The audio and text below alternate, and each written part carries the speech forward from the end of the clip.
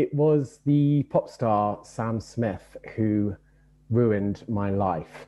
It was a few years ago at the Oscars, and Sam then identified as a gay man and now identifies as non-binary. And Sam had just won the Oscar for Best Song. Sam made a really moving, very heartfelt speech about how proud he was to be an out gay person receiving this award. And during their speech, Sam said that they were probably the first out gay person to win an Oscar.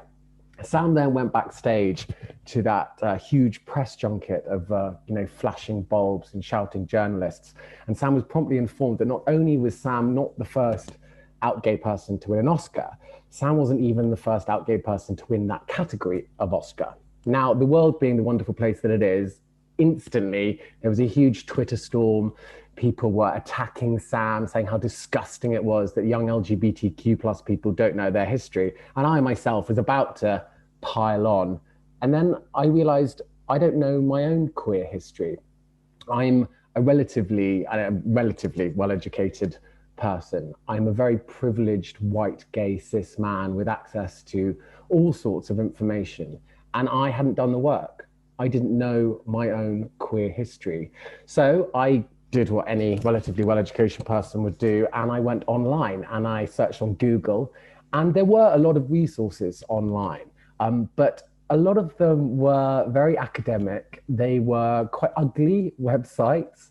They looked like they'd been made by, remember the little paper clip on Microsoft Word, the little clip that would tell you when your grammar and punctuation were wrong. And they were all done in kind of Comic Sans with purple font. And I thought, wait a minute, LGBTQ plus people are supposed to be the most fabulous, creative, amazing human beings on the planet, if I do say so myself. So we need a website that reflects that. We need a space where we can share our stories that is beautiful in form and function. So I didn't want to, but I set about founding the Queer Bible, which is that. It's a space for us to celebrate our shared history. So because of Sam Smith, I had to leave behind my very shallow, fun life of being a male model, guzzling champagne and talking rubbish to celebrities, where my only skill was standing still long enough to have a photograph taken of me, which isn't really a skill at all. And I set about founding the Queer Bible. So what is the Queer Bible? Very simply, I ask my heroes to write an essay about one of their queer heroes. And as Daisy said, each essay is illustrated by a young LGBTQ plus artist. The word hero always kind of sticks in my throat. It's kind of a saccharine, very limiting concept. I like my icons or the people I look up to be messy like me. I like them to be flawed human beings. An example of one of the early essays was I tracked down one of Robert Mapplethorpe's boyfriends. He had quite a few of them, but one of the most important people in his life was a man called David Crowland. David Crowland wrote an essay for the Queer Bible about, in my mind, I assume he was on acid or something, but I don't think he was. I'm just kind of trying to make it a bit more sexy and rock and roll. But he went to the Chelsea Hotel and he met a young woman called Patti Smith and her then boyfriend, Robert Mapplethorpe, and he promptly steals Robert Mapplethorpe off Patti Smith. The rest is just kids. The rest is history. If you don't know who Robert Mapplethorpe is, you've got this incredibly sexy, brilliant, glamorous rock and roll tale that's going to inspire you to go off and do your own research. And if you do know who Robert Mapplethorpe is, you're given this secret, untold story. I think the main issue with LGBTQ plus history is that there isn't enough of it. I grew up under the Conservatives, under Section 28, which made it illegal to promote, whatever that means, homosexuality in schools. Have the idea of the image of kind of gays, like, I don't know, promoting homosexuality. I have no idea what that means. But what it did mean for teachers was it meant that they were terrified to talk about homosexuality, about any LGBTQ plus issues. So that's an example in my life of LGBTQ plus histories being erased.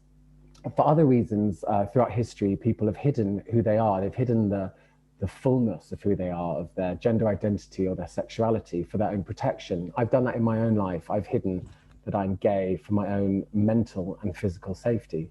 Or we've had times where the fullness of people's identities has been straight washed from the history books. It hasn't been included in the official histories.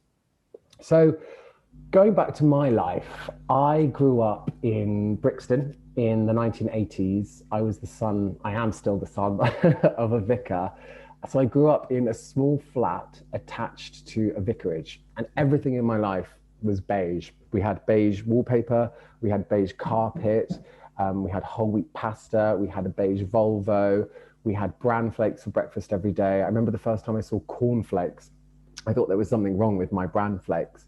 So I was quite a dramatic, excitable child, and I dreamed of glamour. I dreamed of something more to take me out of my depressing beige life. And one day on the television, up popped this Amazonian creature. It was RuPaul performing a song with Elton John. And it was a re release of the track he did with Kiki D, Don't Go Breaking My Heart. And in the video, they played different, it's ridiculous, the video, you must YouTube it. They played different kind of lovers from history. And as a child, I didn't realize that Elton John was gay. I thought he was a confirmed bachelor, a ladies' man. I assumed that RuPaul was probably one of a long line, a long stream of women that were coming in and out of his life. And I didn't even know that RuPaul was a drag queen. I didn't know that it was a man in a dress playing with and challenging gender identities.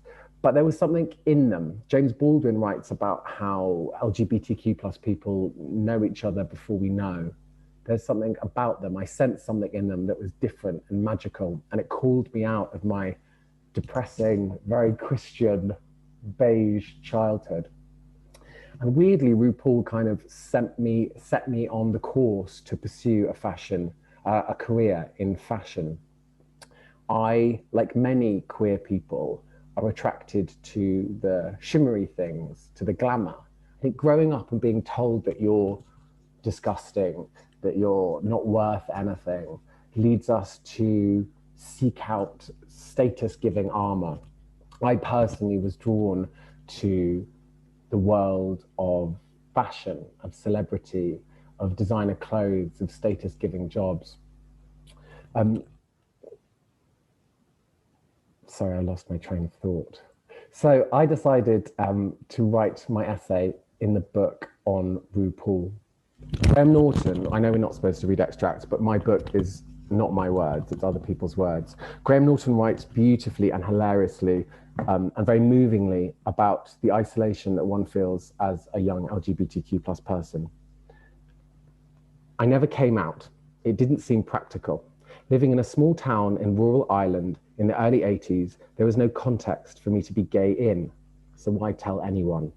I would just have been gay, watching afternoon TV or riding my bike into town. With no prospect of being gay in the very important boy meets boy scenario, I felt it would have just upset everyone without any real benefit. Instead, I resolved to go where the boys were. And I did the same thing. A lot of LGBTQ plus people set out into the night to find their tribe. It's a universal experience. We're all looking for our tribe, whether you find it in a drag troupe or you find it in a football team.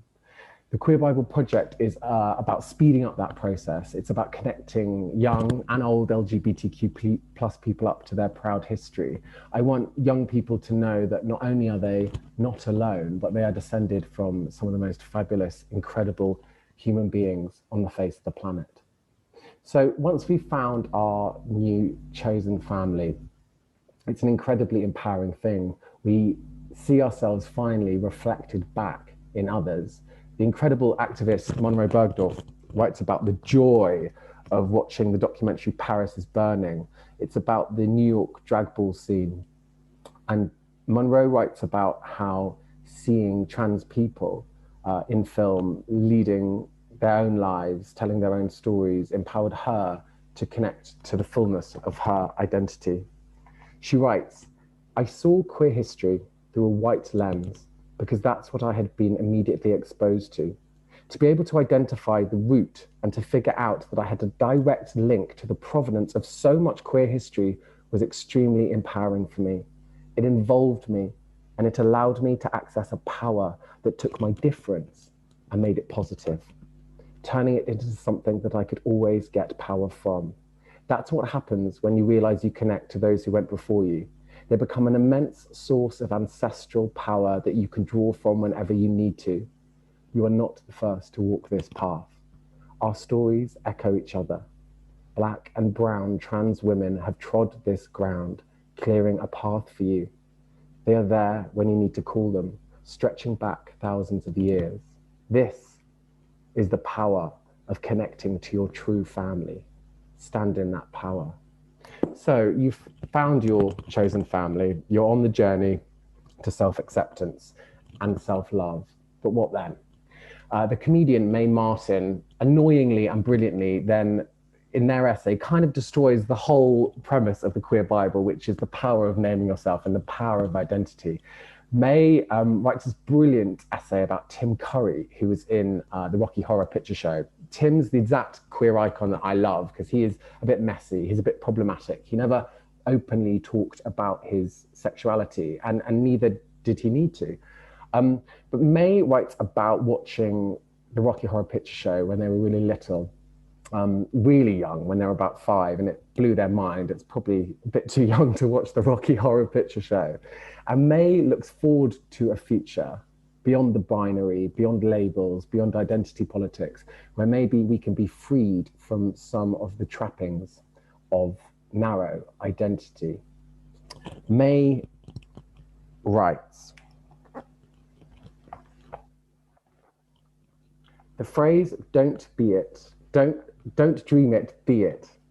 When Tim Curry's floating in the pool at the end of the Rocky Horror Picture Show and they're all having a massive orgy, that is what I want from my life. My sexual orientation, it's being in that pool, getting off with tons of fit people of all genders. That's my sexual orientation.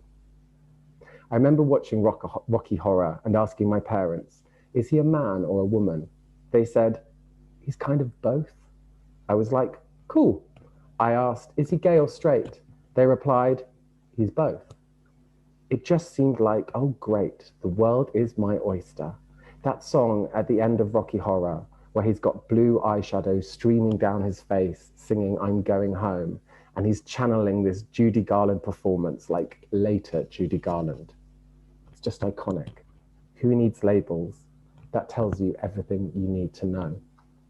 So I would leave you with the question, are there parts of your identity that you're keeping hidden? And alternatively, are there parts of your identity that are limiting you? Are there potentially bits of your armor that you can remove? The tagline for the Queer Bible is, we stand on the shoulders of giants. It's time to learn their names. So I'd invite you to connect up to those people who inspire you, who went before you, so you can locate truly who you are now and look forward to the future.